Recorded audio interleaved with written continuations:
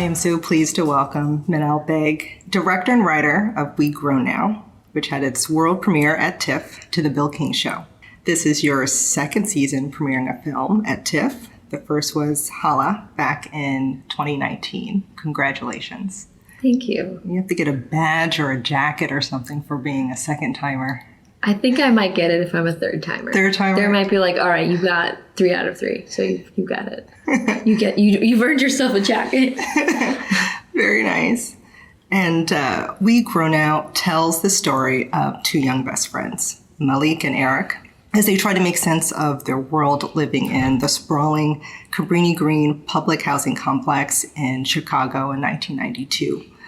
You spent a considerable amount of time developing the story through vast research and interviews. And it's a true labor of love and an example to your sincerity in telling the story. Please share with us those experiences, what they were like speaking with former residents of the Cabrini-Green complex and how that helped shape the narrative. I started this process in 2018. And at the time, I knew that the story would center in on home and what home meant to people. And then I began interviewing former residents. They were not the easiest to find because there isn't a large directory of former Cabrini-Green residents available. So it was really a person-to-person, finding one person who was willing to talk and then sort of being connected to someone else. I was introduced to Jamie Calvin, who is the founder of the Invisible Institute, which is a nonprofit that documents human rights abuses committed by the police against citizens. And so he had spent 2 decades working in statewide gardens and being around the public, reporting around the public housing projects. So he had a lot of relationships with people, not directly through that he had interviewed and spent time with in Stateway, but through people he knew that were in Stateway that knew people in Cabrini-Green. And then he also had connected me with Ben Austin, who wrote the book High Risers, which documents the rise and fall of the Cabrini-Green public housing projects. And through them, that was sort of the starting point of like, how do I get connected to people? And then once I started interviewing people, they just connected me to other people. They're like, you should talk to this person. You should talk to my mom.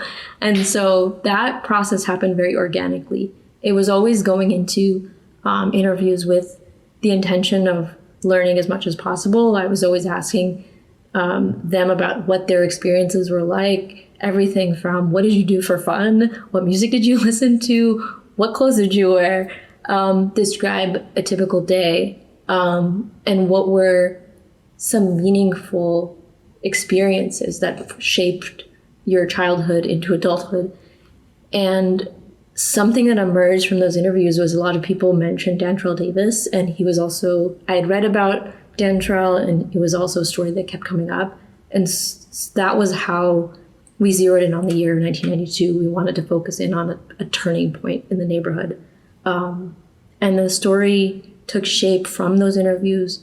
And I really focused in on the perspective of kids because I felt like they had something very unique to say about living in the high rise. It is beautifully written. It's lyrical, and the casting is superb. Blake Cameron James as Malik and Gian Knight Ramirez as Eric, the 2 protagonists, they stole my heart. And they were like just the sweetest boys. And they both treated the roles with such maturity and embodied both the childlike whimsy and imagination and also deep wisdom. There was those poignant moments when they're shouting that they exist and shouting into the world. And that was incredibly touching. And when you're working with children, especially dealing with heavy material and those themes like gun violence and systemic racism, how are you able to guide them and tend to them to get the best performance that you can? Both Blake and Gian were really interested in understanding the significance of the story, the setting. They knew about Dantrell, they knew about Cabrini-Green, they learned about the history, and they took a lot of ownership of their characters. I also wanted them to stay children because there are scenes that deal with heavier subject matter, and I didn't want them to take that home with them. So in the process of working with them in rehearsals, what we did was really read through the scenes. We would act through the scenes. We would talk about this, what does this mean, and talk about it through the perspective of these characters. And then we would act out the scenes, and I would tell them to put the coat of the character on. So they would do that at the beginning of the scene. So now Blake has become Malik, and then at the end of the scene, they would take the coat off, and then I would ask them, "Who are you?" And he would say, "I'm Blake." I'm like, okay, good, because we want to make sure that they're mining experiences from the characters and not from their own experiences because they are kids.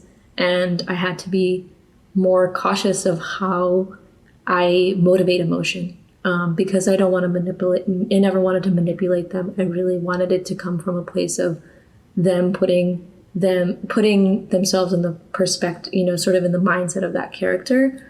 And they were both very responsive to this method.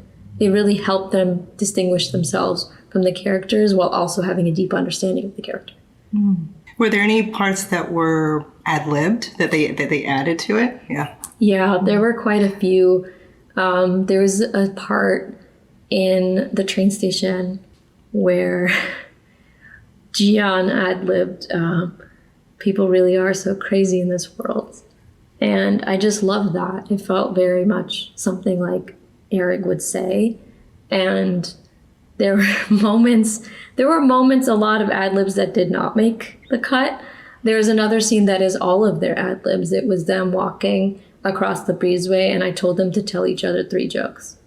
And we had many different takes with a lot of different jokes. Some were cringier than others. But the one that ended up in the movie, those are all their jokes. Yeah. Yeah. Those are good. Yeah. That was a very sweet moment, too. Oh, that's wonderful. That's wonderful. What I really appreciate about We Grow Now is although there is the sadness and grief, it's also tempered with lots of optimism, joy, and fortitude.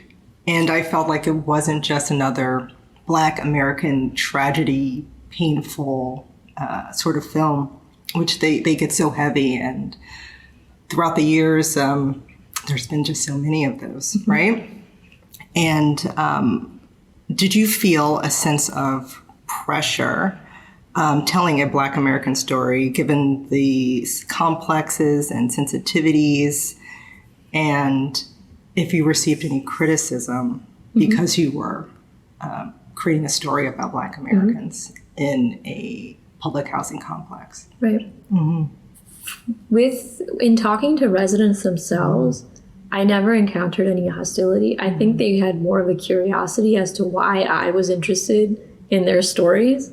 Everything from just, I'm asking them about what did they do for fun, and they were like, I'm happy to share, but also I'm surprised you're interested to hear this. And I really put myself in a position of meeting them where they're at. So I would go everywhere. I would go into their homes, spend time with, families. Sometimes it would be 5 people talking at once in a recorder, and I'd be like, I'm going to have the hardest time transcribing this afterwards, but everybody be comfortable and we will just chat. And so that process, the interviewing process I felt like people were incredibly generous with their time. They shared so many wonderful stories. They shared stories of pain, but they also shared really funny stories, absurd stories. And that really informed the film, because I think I expected so much of the focus of their conversations to be about the tragic events and the pain, and it really wasn't like that. They could acknowledge that there were things that were happening in the neighborhood that were really tough and that were unfair and painful, and people experienced real tragedy. I spent time with Annette Freeman, who was Dantrell's mother, and we walked around Cabrini-Green. She gave me a tour of this is where this high rise was, this is where I lived, this is where I walked Dantrell to school. And it was heavy.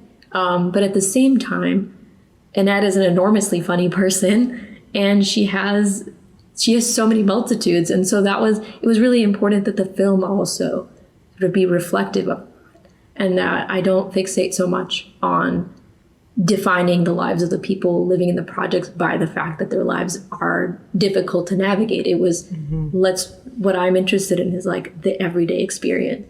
And specifically through the lens of kids who are sort of walking the line between like, you know, their fun and joy, there's moments of fun and wonder, and they're also sort of realizing, and they're growing up fast, that there's forces beyond, you know, outside of their control that are seeping into their world, and that they have, and that affects them.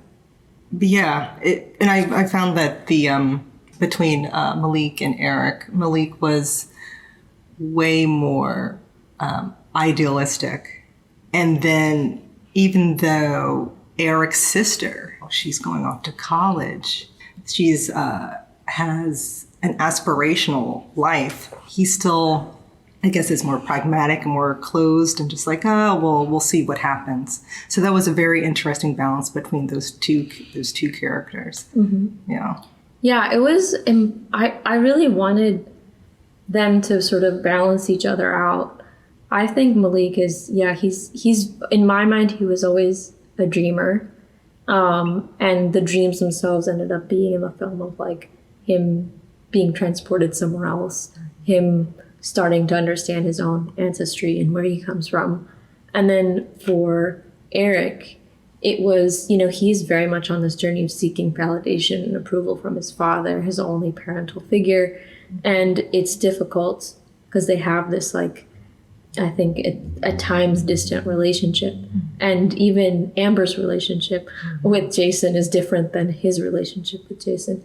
But I think it was very much, you know, informed from the interviews where some people were very optimistic about being it, you know, they, especially if people had the means to move, you know, they did operate in a place of like, we are able to leave Cabrini-Green for somewhere else, a place that is safer for our children. And for people who didn't have the means, it was more of wrestling with, okay, how do we make the best of what we have? Because not a lot of people had the means to leave. And so I wanted to depict Eric's family as they don't have the means to leave. And so Eric, I think, has, you know, he probably understands that. And so it's almost like a justification for his own, you know, his worldview is a justification for that. Mm-hmm.